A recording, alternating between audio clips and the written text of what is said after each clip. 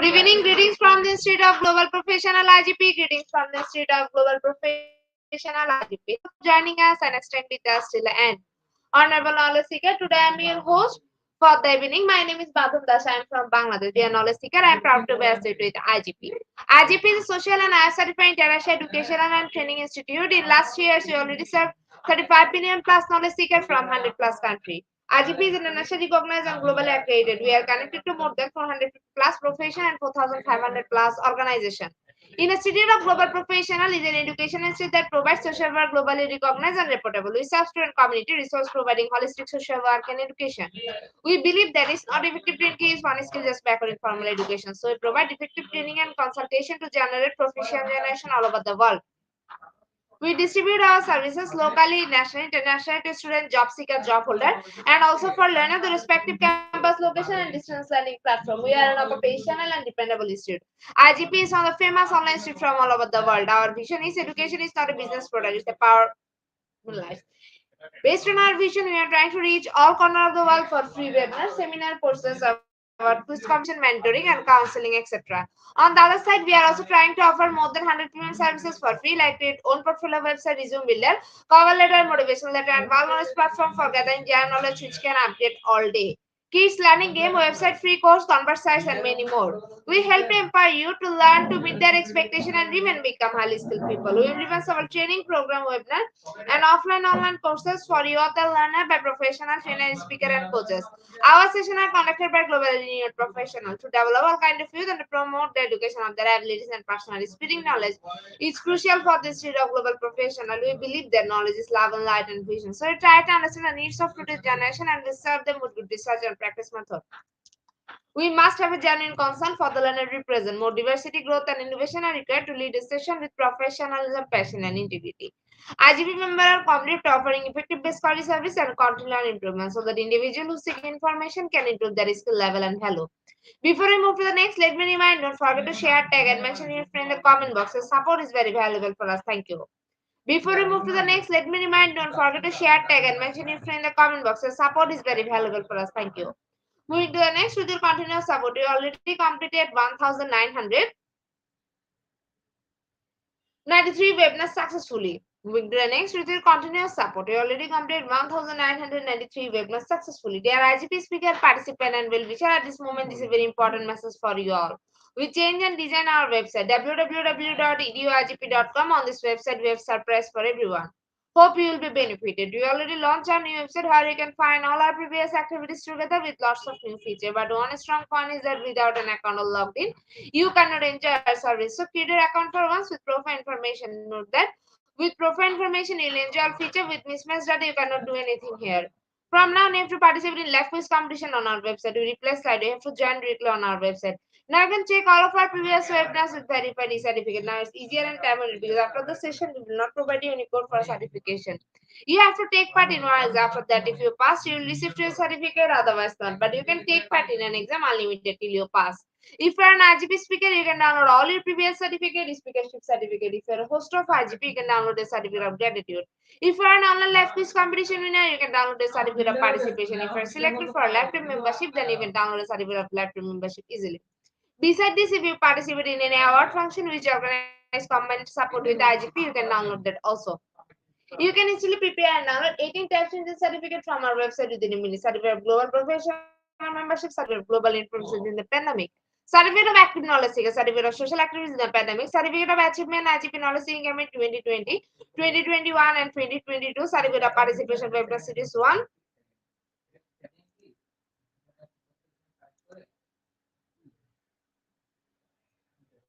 Audio assessment in teaching learning, certificate of participation webinar series 2. Teaching that has a foreign language and assessment, certificate of participation webinar series 3. Digital classroom engagement tool, certificate of participation webinar series for new trained in education, certificate of participation webinar series 5. Art skill and social leadership and managerial skills, certificate of participation webinar series 10. And innovation in mathematics education, certificate of participation webinar series 7. Research comprehension approach, certificate of participation webinar series 8.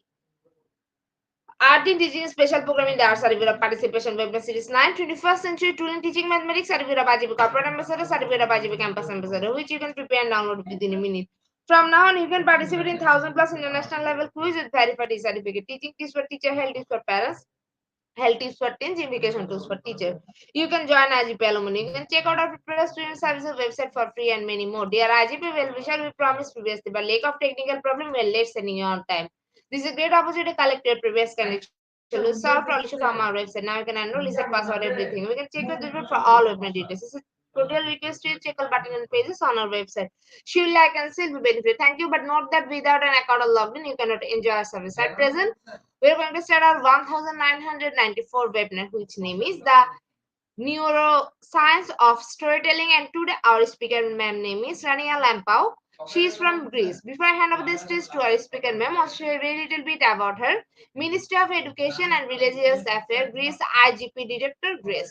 Now, very important moment for me to invite our speaker to IGP with her presentation.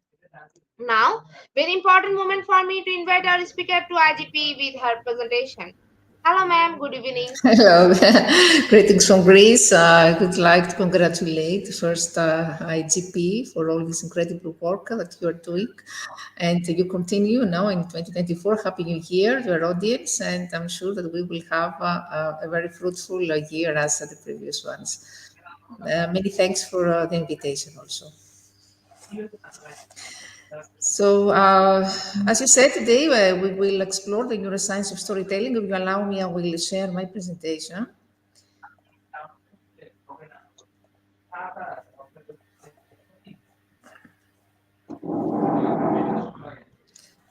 I hope it's visible now. Okay, ma'am, the stage is yours. You can start your presentation now. Okay, thank you, thank you.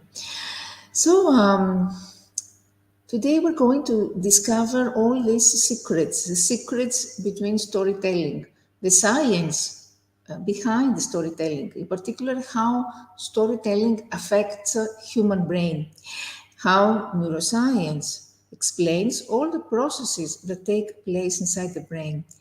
Because stories have a great power. Storytelling is one of the most powerful techniques that we have as humans to communicate and motivate. And you know that when we tell a story, for instance, we invoke emotion, receptors in our brain react to the words we hear or read, and our brains either compel us to the story or either warn us against it. So the science of storytelling, and it's important because knowing how to use it to induce emotion through stories is a great skill. And we have seen nowadays how in the business landscape, storytelling is considered as a very important skill for entrepreneurs also. So great storytellers are aware of the science involved in storytelling and use it to their advantage because they know which story will get the emotional reaction they want and how to keep an audience hooked. They also know how to get an audience on their side and keep them there. This is very important when we understand the science behind storytelling, and for over 27,000 years since the first cave paintings were discovered, telling stories has been one of our most fundamental communication methods.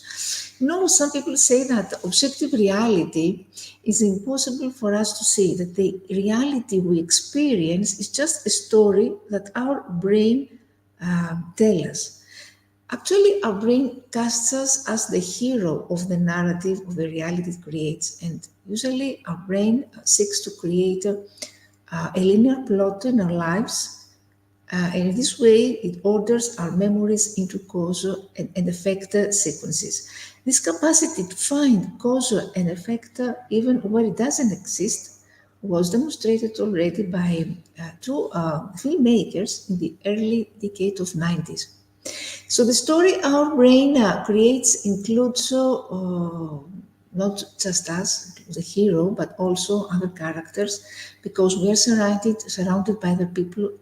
And one of our deepest concern is how to understand how their minds works. It's one of the ways our brains seek to control our environment. So that's why we are driven to understand other people. The answer is rooted in what we call survival. and evolution. Our human species has lived because of human cooperation, and as we moved into fixed settlements, having social skills for trading and negotiations became a valuable asset. So, before diving into the brain science behind stories, let's look at the evolution. Um, the evolutionary reason why they are such an integral part of the human story. Because human beings have been telling stories as long as there's been a language to tell them in. We think in stories, remember in stories, and turn just about everything we experience into a story, sometimes adjusting or omitting facts to make it fit. Story has been proved crucial to our evolution. And story is what makes us human, not only just metaphorically, but literally. Story is what enables us to imagine what might happen in the future, so prepare for it. It's something that no other species can lay claim to. And stories have been also a way for us to transfer wisdom through the millennia. So we could see that we are biologically wired to help one another. The survival of our species depends on our ability to cooperate, to avoid danger, and take advantage of opportunities. Sharing wisdom through stories is one of the ways we can do all this. So the bonds of humanity grow stronger thanks to the empathy that stories create. We can imagine our ancestors in Stone Age gathering around a crackling fire, sharing tales of their encounters with the wild. So it's interesting to see how you can imagine the picture, how they were eagerly wanted to share a story of how, for instance, they escaped a wild animal.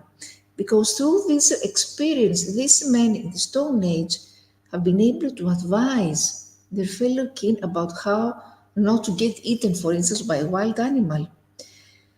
And stories go beyond just books or movies or articles or theatrical performances. They also include, as I said before, stories that businesses tell through their brands, as well as the stories we tell ourselves about who we are as individuals, as a collective.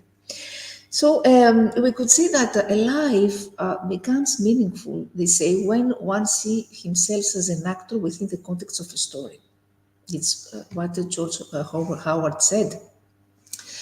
From a biological standpoint, we could say that stories move us forward in three major ways. They help us relate to one another, they help us remember and integrate what we learn, they help us make more connections between the left and right side of the brain. We grow wiser without having to make the same mistakes that others have done. It's important. So this means that we keep evolving as we build upon knowledge that others before us have left. This is very important because we avoid make the same mistakes. We know that we all enjoy a good story, whether it's a story, it's a novel, or a movie. But why do we feel so much engaged, much more engaged when we hear a narrative about events? If we listen, for instance, to a PowerPoint presentation with boring bullet points, certain parts in the brain get activated. Scientists call these broadcast areas, we can see here in the picture, and Wernicke's area. It there are some language processing parts in the brain where we decode words into meaning, and that's it. Nothing else happens when we listen to a PowerPoint presentation.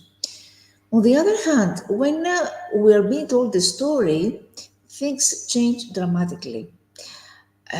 Because not only the language processing parts in our brain are activated, but also any other area in our brain that we would use when we experience the events of the story, all these are involved.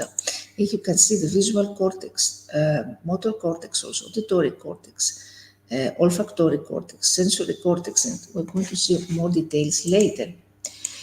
If someone tells us about how delicious certain foods are, our sensory cortex light up. Um, and if it's about motion, our motor cortex gets active. For instance, we have metaphors like phrases like this singer had a velvet voice, or this literary hands. This kind of phrases actually light up the sensory cortex. Um, and this can be also this can be scanned also in neuroimaging. This is how scientists can see this. So we are actually hardwired for storing. Our brain is wired for story. Recent breakthroughs in neuroscience reveal that our brain is hardwired to respond to story. The pleasure we derive from a tale well told is our nature's way of seducing us into paying attention to it. So, in other words, we are wired to turn to story to teach us the way of the world. There is no surprise that when they given a choice, people prefer fiction to non-fiction, and they would rather read a historical novel than a history book, watch a movie than a dry documentary. It's not because they are lazy, but because our neural circuitry is designed to crave a story. Story makes us willing uh, to learn more, to be more thirsty for knowledge. So, stories affect our physical and mental makeup on many different levels, from connecting both sides of the brain to triggering the release of specific neurotransmitters. Stories cause real change to our thoughts, feelings, and after actions. They can ignite ideas, they can stir up feelings of wonder, of inspiration, and they can hold powers greater than we may have imagined. We also know that stories resonate at business level, as I said before. And they say that entrepreneurs who cannot tell a story will never be successful. And stories can also change broader attitudes, like our views on relationships, on politics, or the environment. Messages like that feel like commands aren't always received well. But if someone tells you a story about the time, for instance, they had to end a painful relationship, for example, the information will likely come across less like a lecture and more like a personal truth. So we could say that the information is a game changer for writers. Also. Research has helped decode the secret blueprint for story that is hardwired in the reader's brain, therefore lifting the veil on what specifically the brain is hungry for in every story it encounters. So we could say that a powerful story can have can be very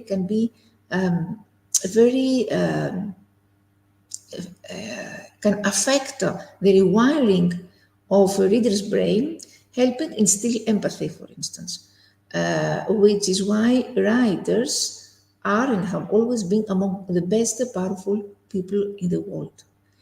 So writers can change the way people think simply by giving them a glimpse of life through the characters' eyes. They can transport readers to places they have never been.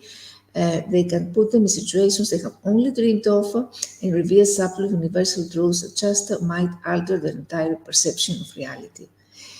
Um, so we think in stories, as I said before, it's wired in our brain. It's how we make a strategic sense of the overwhelming world and complex world around us.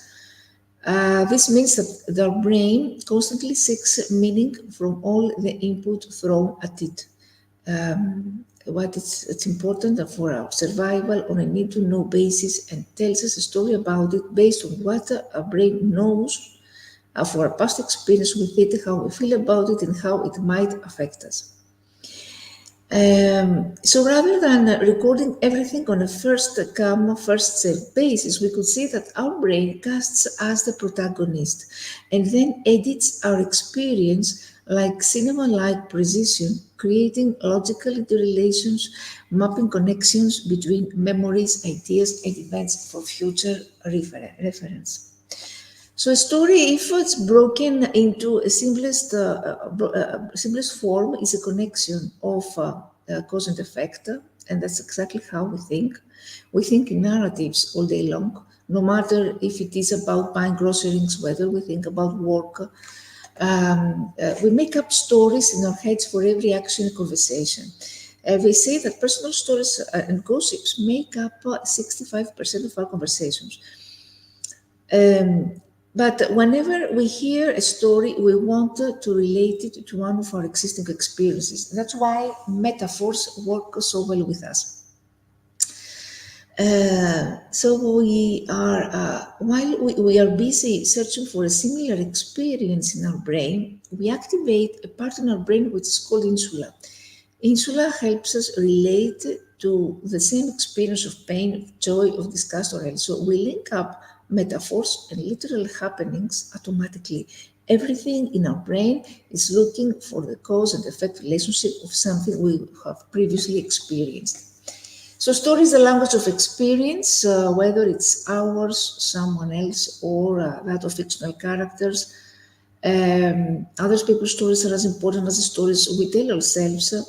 And neuroscientists believe the reason our already overloaded brain devotes so much precious time and space to allowing us to get lost in a story is that actually stories allow us to simulate intense experiences without actually having to live through them.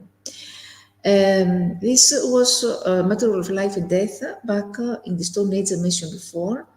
And it's even more crucial now because once we've mastered the physical world, our brain evolved to tackle something far trickier, the social reality. Story evolved as a way to explore our own mind and the minds of others as a sort of dress rehearsal for the future. And as a result, the story helps us survive not only in the life and death physical sense, but also in the life well lived social sense. And neuroscientists also say that nothing focuses the mind like surprise. This means that when we pick up a book, for instance, we have the feeling that something out of the ordinary will be happening. So we crave this. We crave, for instance, that we have come in at a crucial juncture in someone's life. From the first sentence, we need to catch sight of the deep secrets of the book.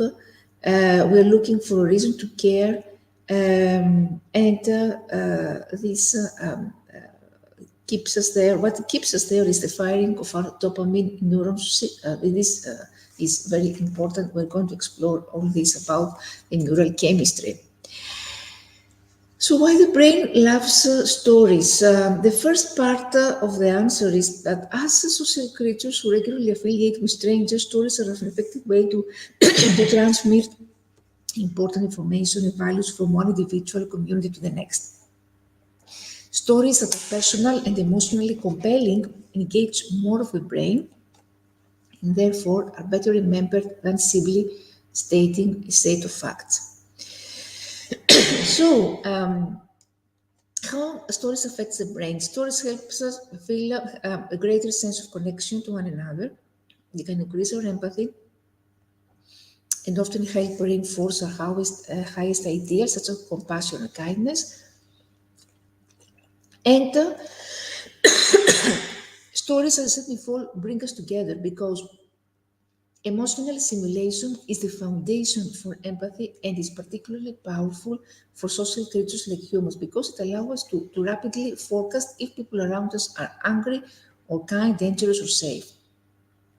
Such as a neural mechanism keeps us safe but also allow us to rapidly form relationships with a wider set of members of our species than any other animal does. The ability to quickly form relationships allows humans to engage in the kinds of large-scale cooperation that builds massive bridges and sends humans into space. Um, Neuroscientists have identified oxytocin. Oxytocin is the neurochemical responsible for empathy and narrative transportation. When the brain synthesizes oxytocin, people are more trustworthy, are more generous, charitable, and compassionate.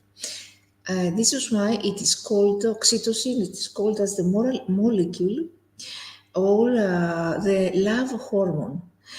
What we know is that oxytocin makes us more sensitive to social cues around us. And in many situations, social cues motivate us to engage to help others, particularly if the other person seems to need our help. So, stories help us increase our empathy and let the oxytocin flow as we connect with the characters in the story. Our brain releases oxytocin, said before, which is known as the bonding, as the love hormone, and this makes us feel close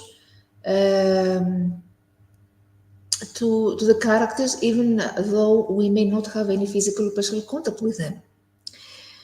The amount of oxytocin released by the brain can never predict whether people will be willing, for instance, to donate money to a cause associated with a story. This is very important.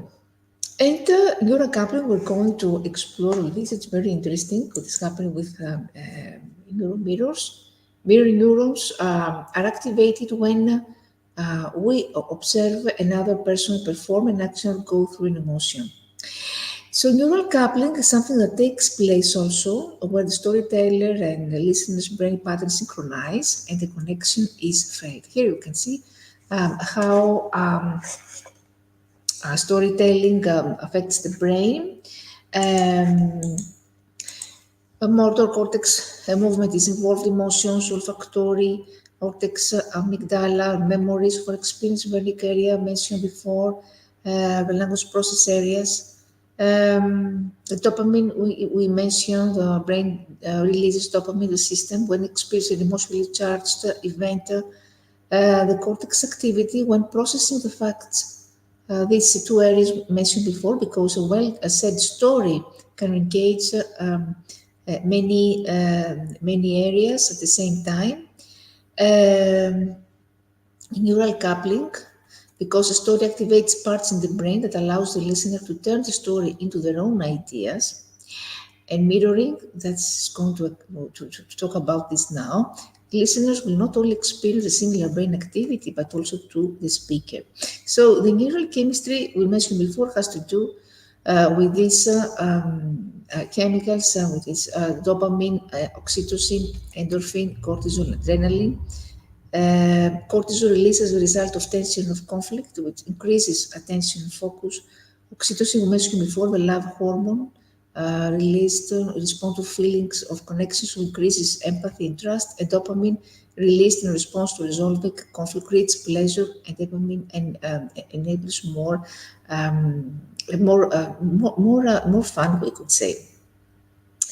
And neural activity has to do with cortical activity, with neural coupling. It synchronizes the listener's brain with the teller's brain, and neurons enable the listener to experience the story and connect on an emotional level with the teller of characters. When we watch, for instance, our favorite character fighting for his life on the movie screen, we feel the fear and anxiety as if we were the ones being attacked. This is because their feelings are reflected in the mirror of our own neural wiring. The character's actions and emotions are quite literally mapped over onto our own brain sensory representations. So this concept related to mirror neurons is neural coupling. And the brain of the person telling a story actually synchronizes with the listener. Through building this sense of connection to the characters, we often don't know where our feelings end and their feelings begin, but this can help us feel more connected and less lonely if as we realize that we are all human beings who experience a wide range of emotions. So actually, when we observe other person perform an action this way, unconsciously we mirror these actions or emotions. So in neuroscience of stories, stories actually increase neural activity. They connect two sides. They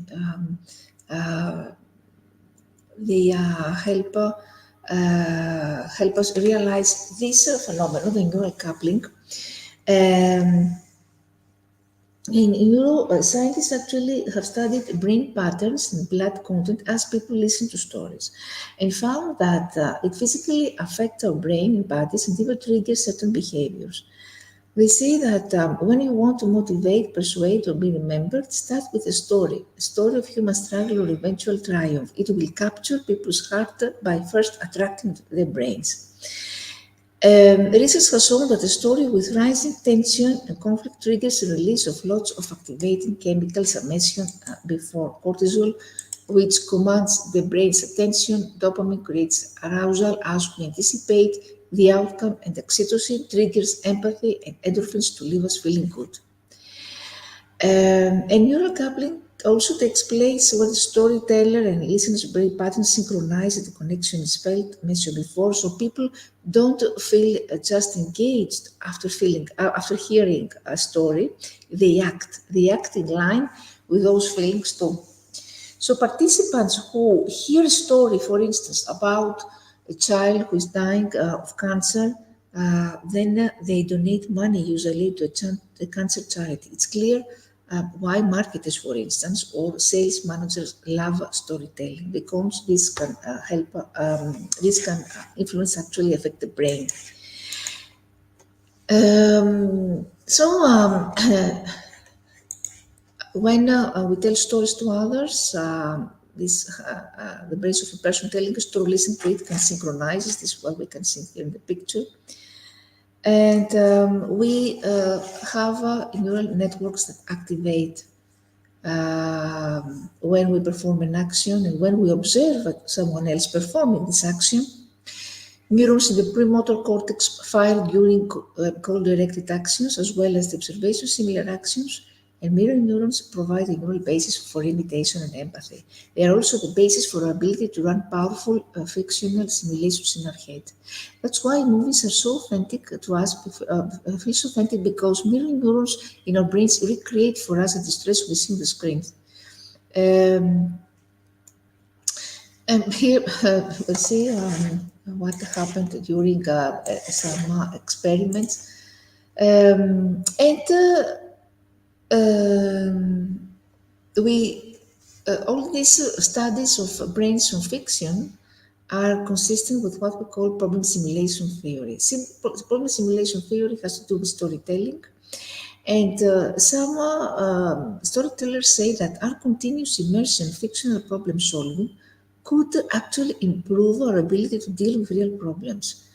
So, in other terms, we could say that fiction could actually rewire our brains because there is this axiom in neurosciences which says that cells that fire together wire together.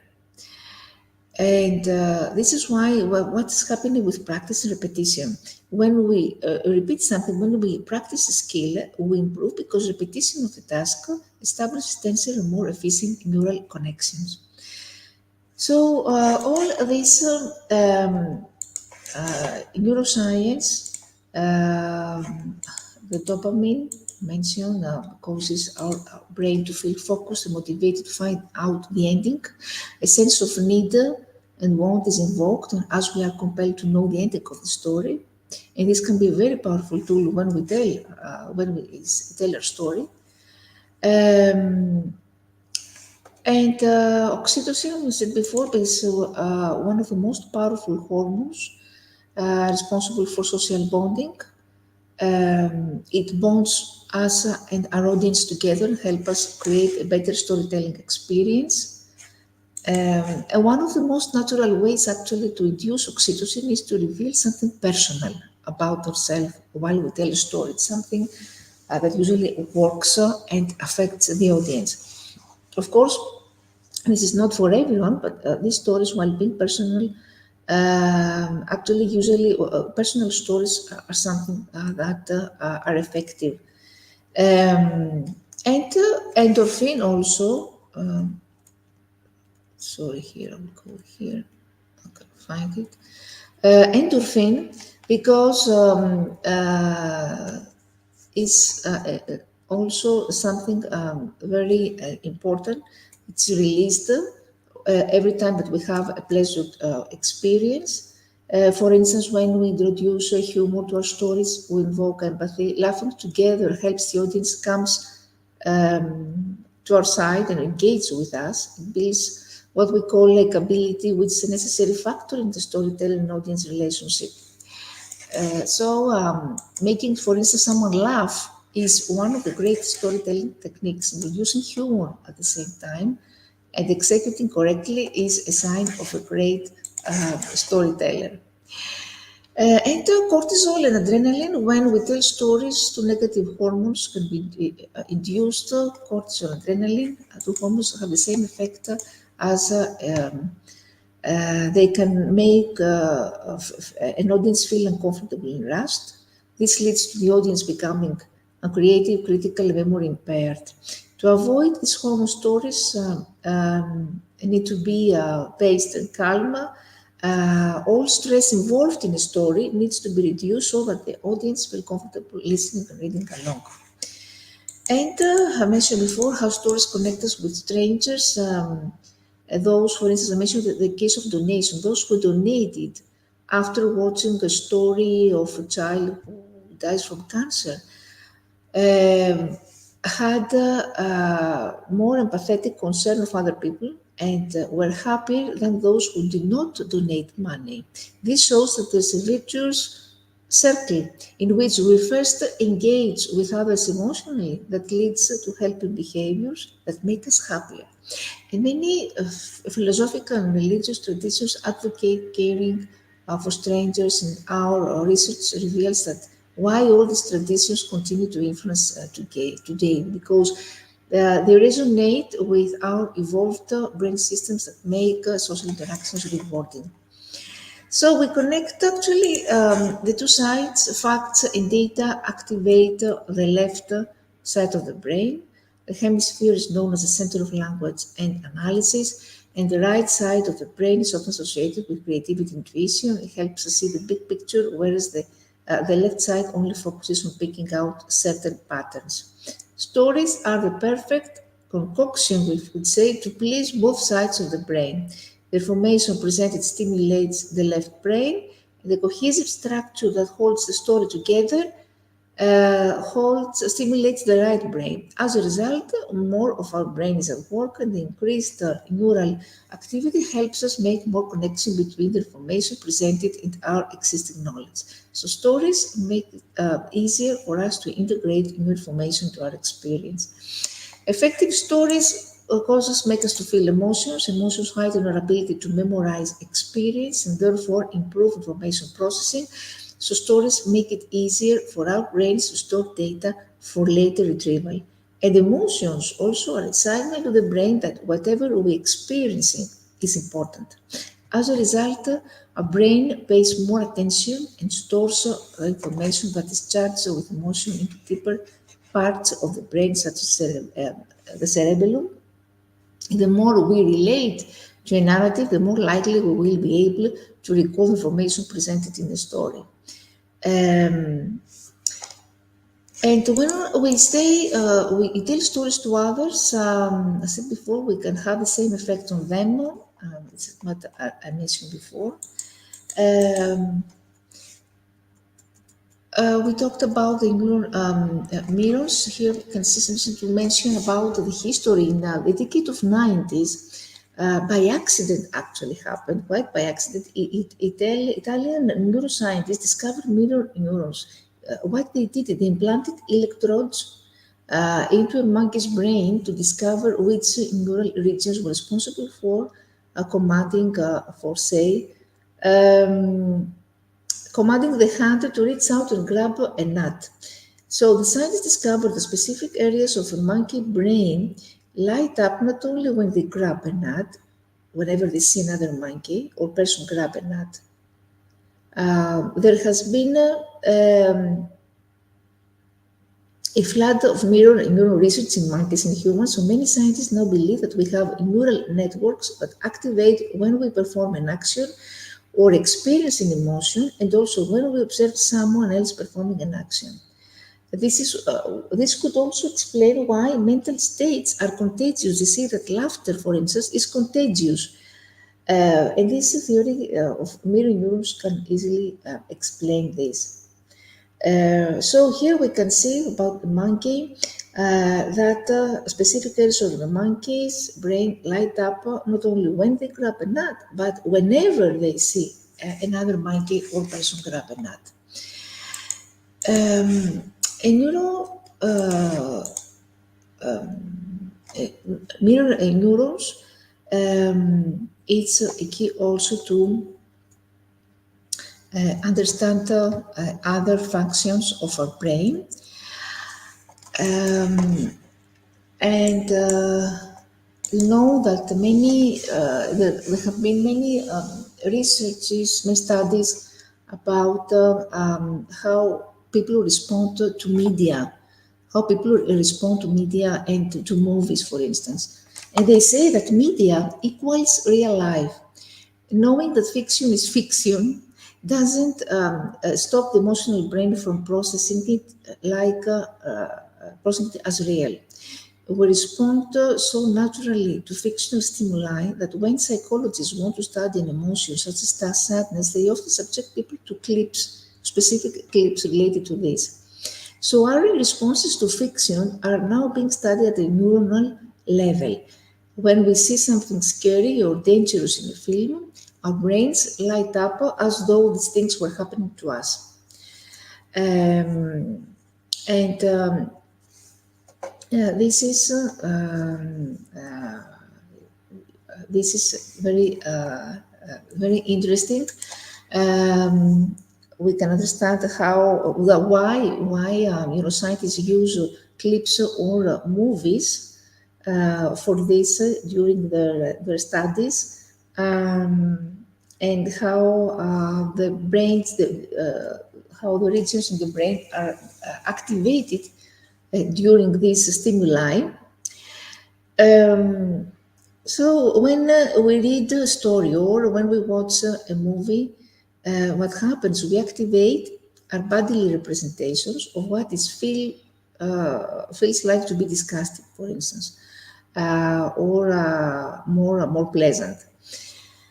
Um, so there are patterns actually. The neurons in our brain fire in the same patterns as the speakers.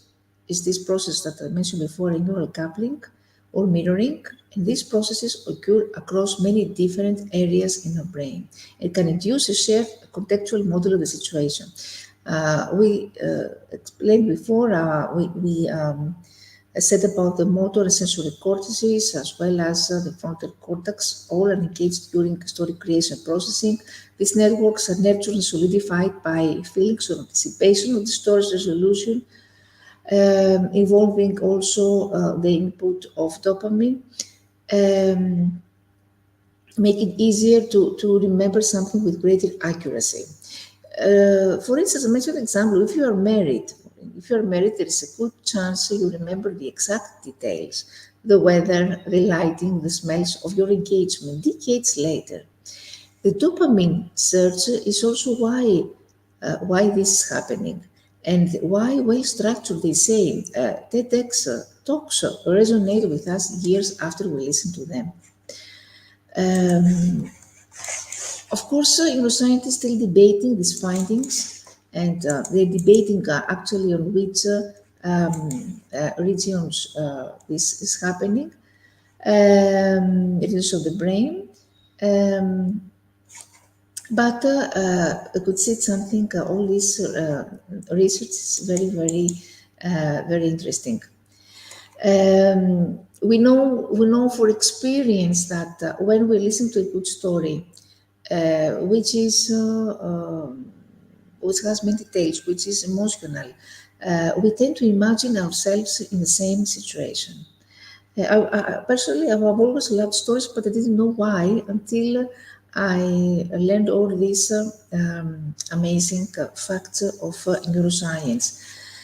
A growing body of brain science offers more insight into what is happening behind all this experience. There are, functional MRI scans, which can show different areas of the brain while activated, light up when someone's listening to a narrative. And we can see other neural circuits that are involved.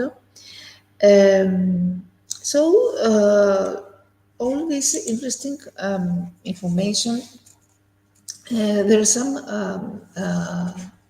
also books that I can suggest here, some studies. The groundbreaking book, How the Mind Works, of Steven Pinker, the Harvard professor. He actually says that stories equip us with a mental file of dilemmas we might one of day face, along with workable situations, in the way that, for instance, in the way that serious chess players memorize optimal responses to a wide variety of attacks and defenses, we equip ourselves for real life by absorbing fictional game plans. Fictional narratives supply us with this a mental, would say, catalog of the fatal, the fatal facts that we might face someday, and the outcomes or strategies we could deploy in them. For instance, we have some questions, some options. What are the options if what's the worst that can happen if I had this accident? Things, questions like that. Um, and Pinker says that not only we create story, but we have very specific, have right expectations for every story we read. Our expectations have everything to do with the story's ability to provide information on how we might safely navigate the story. Um, because put someone in this story means put someone with a clear goal into a difficult situation, then they have then to navigate.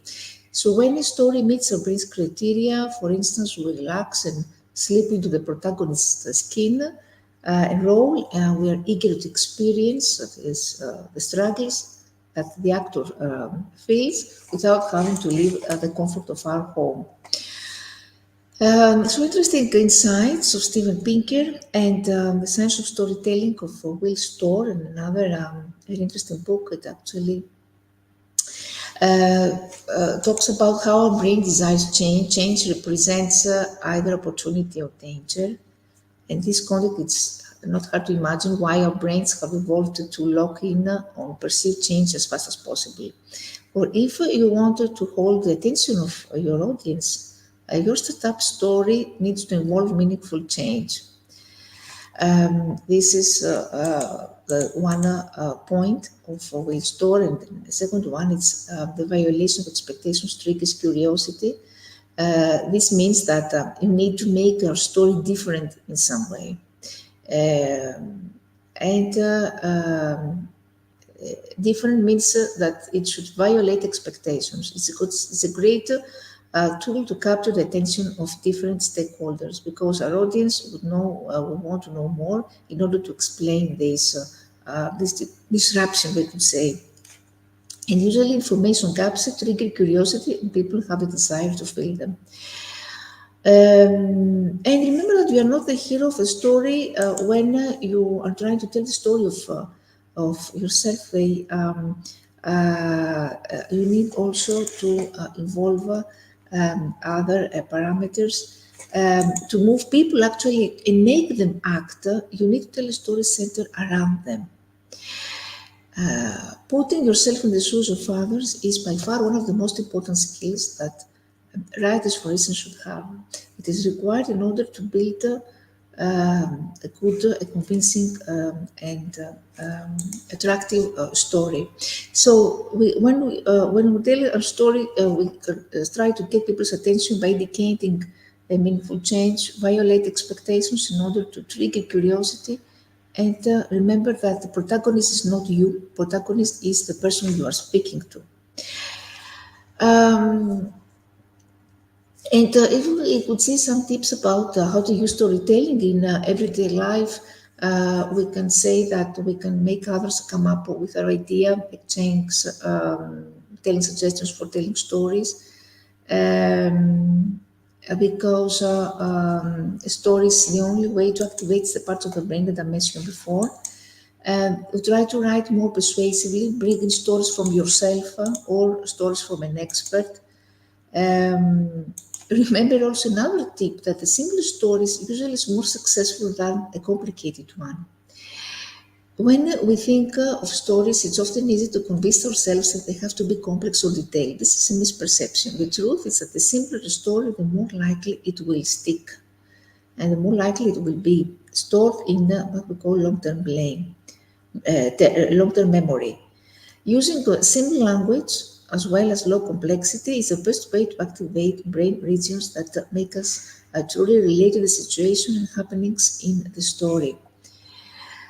If we take how we could craft an effective story, is to have in mind that we know that many stories that we read are simply content. Sometimes they're appalling, sometimes they're engages, they're just content. To be a story, narrative has to have a certain shape, to have particular elements, and make a distinct impact on the reader and the storyteller. The most important, the most effective stories have people at their heart. They're character driven. They follow the classic narrative arc that we're familiar with from popular culture. It's called Baby Kinnick setup, a setting with a conflict and a resolution. So we need to capture attention through conflict or attention. Attention is the brain's most precious resource. In order for the brain to expand its energy or taking in new data, there must be something at stake. A story that creates tension is likely to capture attention, as our brain sees the possibility of learning something that could help us avoid a threat or take advantage of an opportunity. What's happening in marketing? In marketing, there is often a fine line between causing unnecessary stress and bringing attention to a problem that the product or a service could help resolve.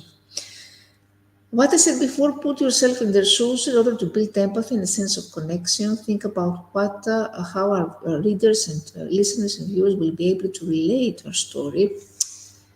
Present our story in such a format where the other audience gets to be the hero, and propose a solution in novel way. Novelty increases recall of information because the brain has to pay more attention to retain your information, to most likely to remember data presented in a novel manner rather than in banal patterns.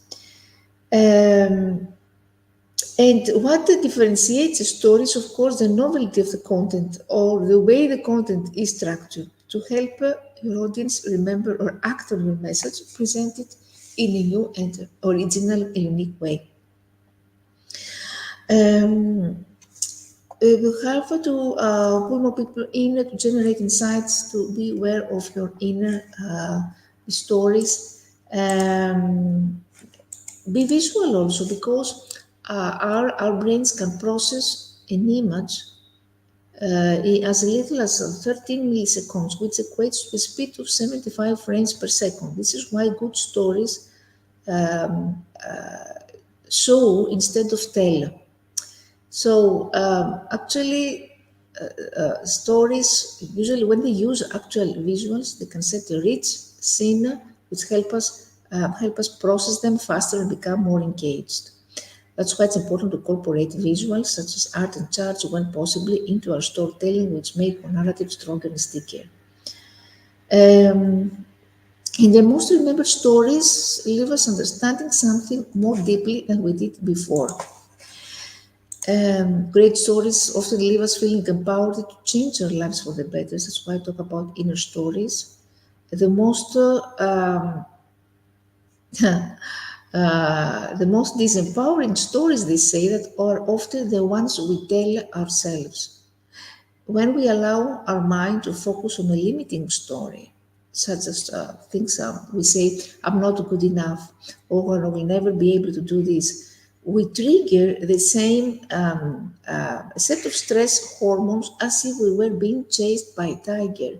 We create our own nightmares through the stories we tell ourselves about what might happen. So that's why they say that the most disempowering stories are often the ones that we tell ourselves. Um, uh, and of course, as humanity, the stories we believe about ourselves define how we treat one another. Um, Storytelling techniques are how stories should express our values. A story must speak to our audience and purpose, needs to include an antagonist. We wrap up with a resolution.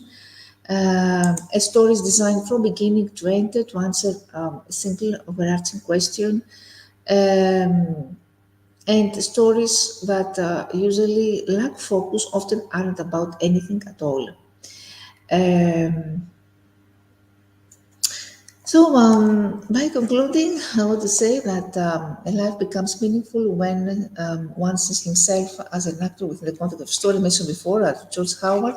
So, thank you very much for your attention, and I'm here ready for discussion and questions.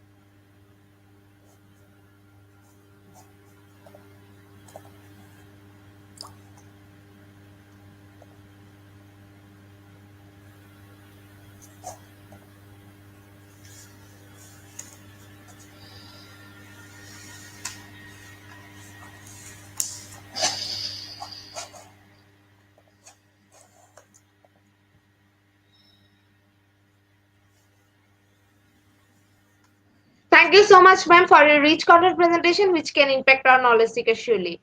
After your presentation, I hope our knowledge seeker can learn something new, which was our only intention. Learn and grow together, IGP knowledge seeker. Once again, thank you so much, ma'am, for your presentation.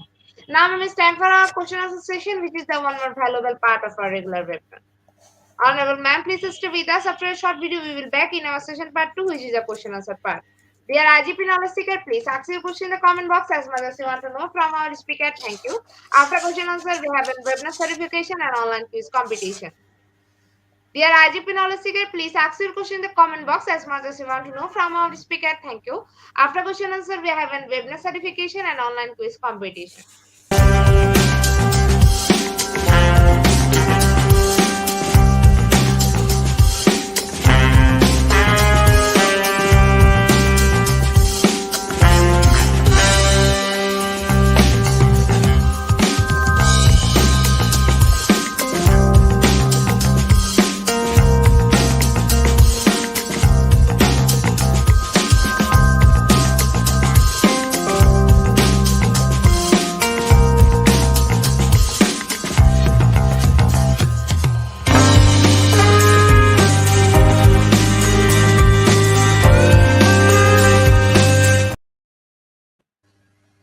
Welcome back, ma'am. Welcome back to our participant. Dear IGP knowledge seeker, please ask your question in the comment box as much as you want to know from our speaker. Thank you. After question answer, we have a webinar certification and online quiz competition. Dear IGP knowledge seeker, please ask your question in the comment box as much as you want to know from our speaker. Thank you. After question answer, we have a webinar certification and online quiz competition. Ma'am, our first question is from Liutrim. Can you tell us a little bit about research when it comes to the relationship between storytelling, memory, and imagination? Mhm. Certainly, we talked a lot about neuroscience and how this explains all the processes, the functions that take place in our brain when we hear a story or when we tell a story. And we said something about emotion. If we select strong emotional stories, these stories would be easily stored in the what we call long-term memory and will be easier, more easily we could say recalled. I mentioned the case of the wedding. If someone gets married after a decade, he can remember in details everything, the weather, the dresses, the people there, everything. We have a full memory of this event. Why? It's actually a narrative, a personal story, which carries a strong emotional charge. So this is why it's stored in the memory. The first one is this. Memory also has to do with how we get we feel engaged and close with others. I mentioned before the case of neural coupling and mirror neurons that uh, when we observe someone performing an action, then we tend to do the same action. And this has to do with social and human cooperation and social human interaction. So memory is also related to this. Memory is related to social interaction because we tend to repeat the same action as the other individuals that surround us are doing. And why imagination? Because imagination has to do with the right brain. I mentioned that storytelling engages the two hemispheres of the brain. The left hemisphere of the brain has to do with language, with analytic processes, and the right hemisphere of the brain is the cohesive structure that actually keeps structure all together. And it has to do with imagination, with the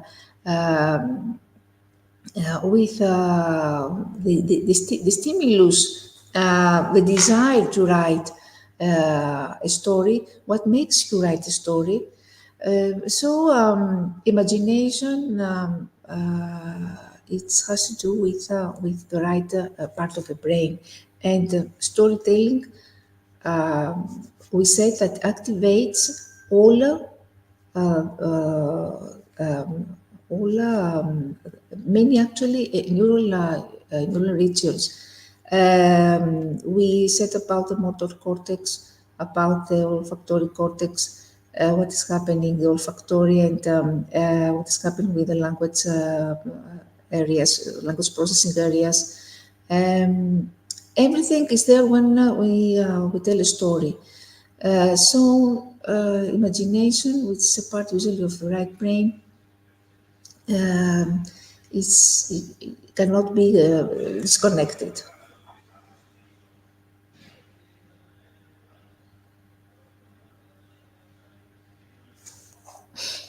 Thank you so much, ma'am, for your answer. Ma'am, our next question is from Katerine. How artificial intelligence affects life processes? Okay, certainly, of course, we cannot underestimate the power now of ChatGPT and the power of artificial intelligence, how we can create in 1 minute powerful stories and the narratives. Of course, it's a fact, it's a great power. We cannot underestimate it. But I think that a story that which is written by humans cannot be the same. There is not the same magic. And as I said before, in order to write a story, you need to know what your audience expect. It is something that machines cannot know. They're not able to know what the audience wants because machines are not soul. They don't have also a deeper psychological mechanism in order to interact with the audience. I think that yes, in a matter, we could see that the storytelling could be, on a structural point of view, perfect with artificial intelligence. We can find wonderful language structure or well-selected adjectives or words or nouns, everything. But I think that there won't be the same, I could say, the same feeling, and it won't be the same effective as the human writing, the human storytelling, because as I mentioned before, human machines cannot know what the audience expects, and this is very important. Thank you so much, ma'am, for your answer. Ma'am, there is no more Usually, questions. these stories usually they're entertaining and engaging, but they may lack the emotional depth, the complexity, which happens with human stories. This is a difference. They don't have emotional depth. Mhm.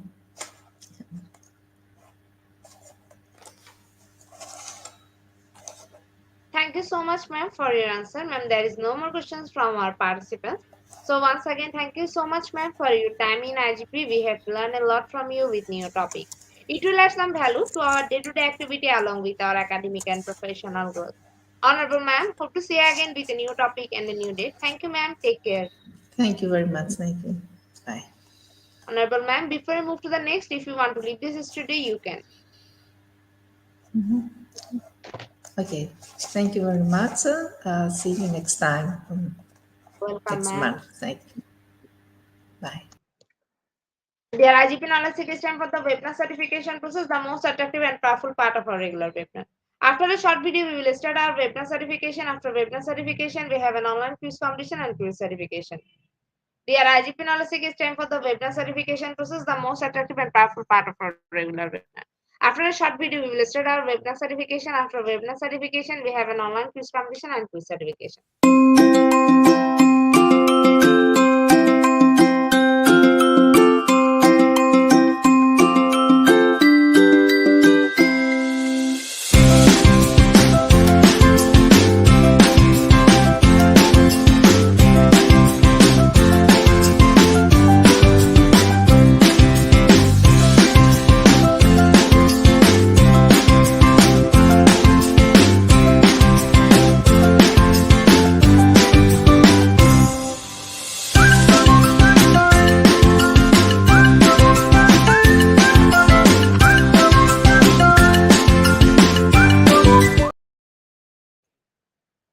Certification process. Visit www.eduigp.com. Please make sure your presence on our website. Find a running session and get enrolled.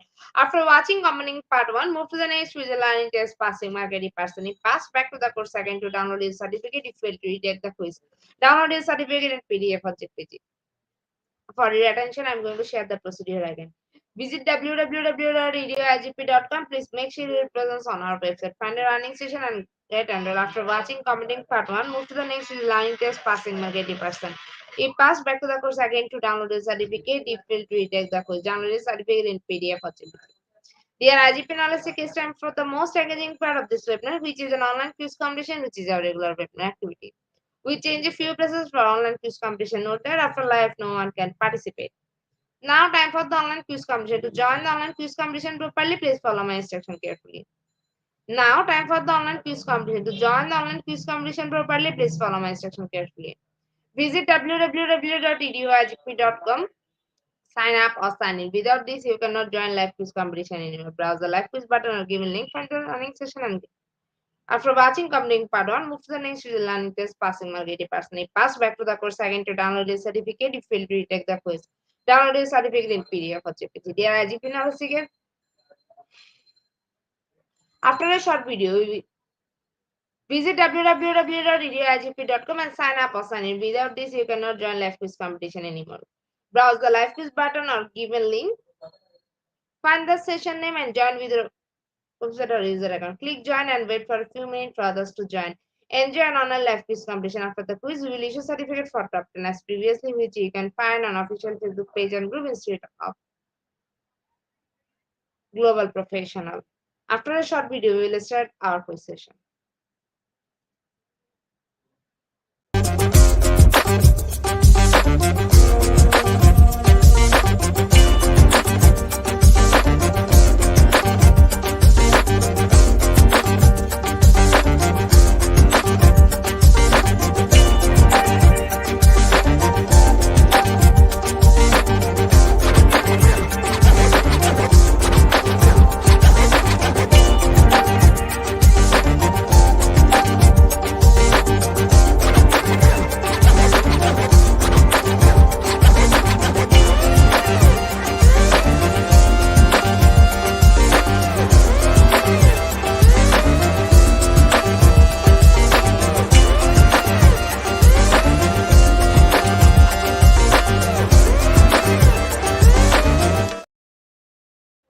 with 24 people, we are going to start our quiz session right now. First question is, which of the following best description the aim of cognitive neuroscience? Is it option 1 or option 2?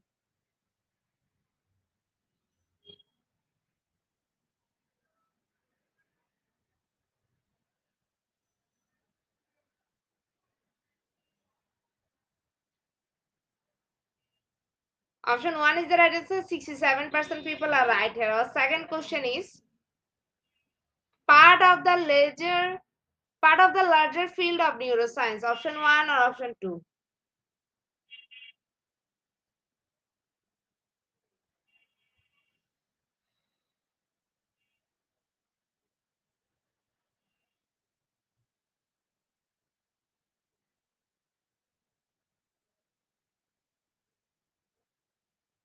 Option 1 is the right answer. 24% people are right here. Our next question is, who is the father of modern neuroscience? Is it option 1 or option 2?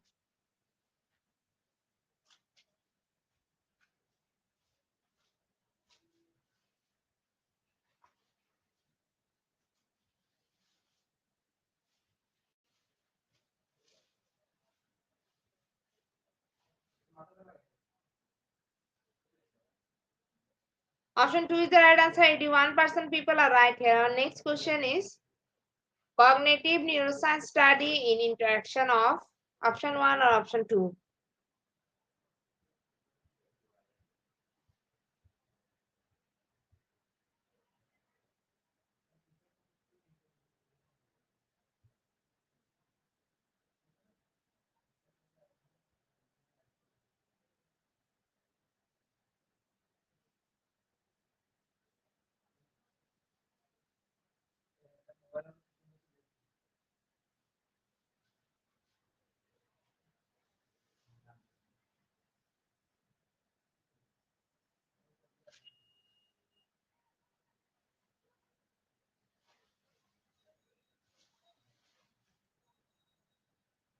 Option 2 is the right answer. 81% people are right here. Our next question is,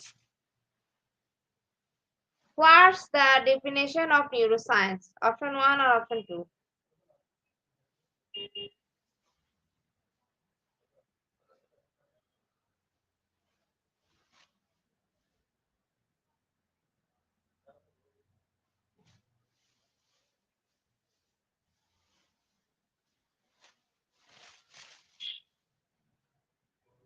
Option 2 is the right answer. 91% people are right here. Our next question is, neuroscience is the study of dash. Option 1 or option 2?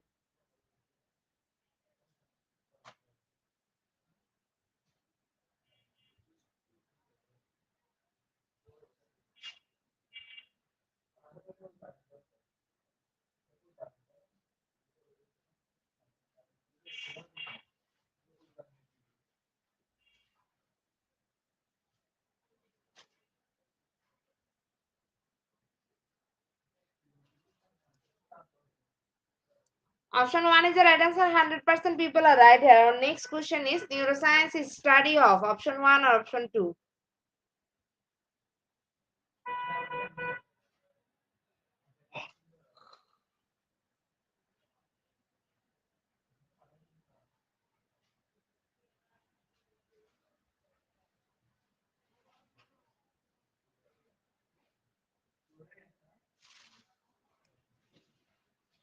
Option 1 is the right answer. 74% people are right here. Right question is, neuroscience is the study of the nervous system.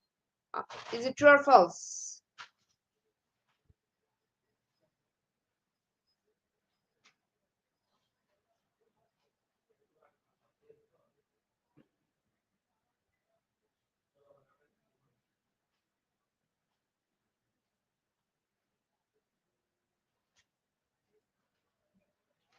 Option 1 is the right answer. 65% people are right here. Second last question of the session is, neuroscience is the combination of, is it option 1 or option 2?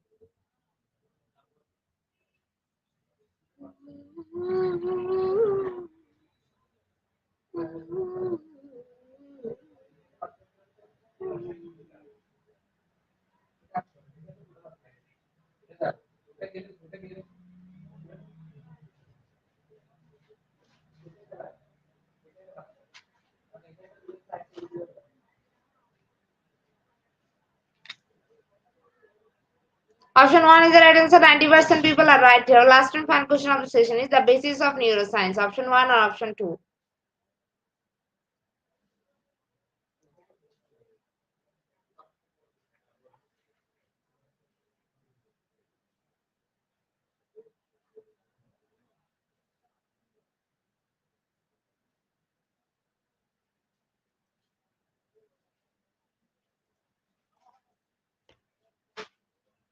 Option 1 is the right answer. 96% people are right here. Congratulations to our online quiz competition in your top 10. Congratulations again. We will take a few minutes for finalizing the result. After that, we will issue our online quiz competence certificate on official Facebook page and group Institute of Global Professional. Congratulations to our online quiz competition in your top 10. Congratulations again. We will take a few minutes for finalizing the result. After that, we will issue our online quiz competence certificate on official Facebook page and group Institute of Global Professional. Congratulations to our online quiz competition in your top 10. Congratulations again. We will take a few minutes for finalizing the result. After that, we will issue our online quiz competence certificate on official Facebook page and group Institute of Global Professional. At the end of our session, we can say properly feed your skill never stop learning, cause life never stop teaching us. Be happy, stay safe. See you again and again. We want your participation and if you want to live a happy life, try to go notice all things Albert understand. Before I say hit the unlike button. Again, want to thank all IGP knowledge seekers for your active participation as always. See you again in the next section. Thank you.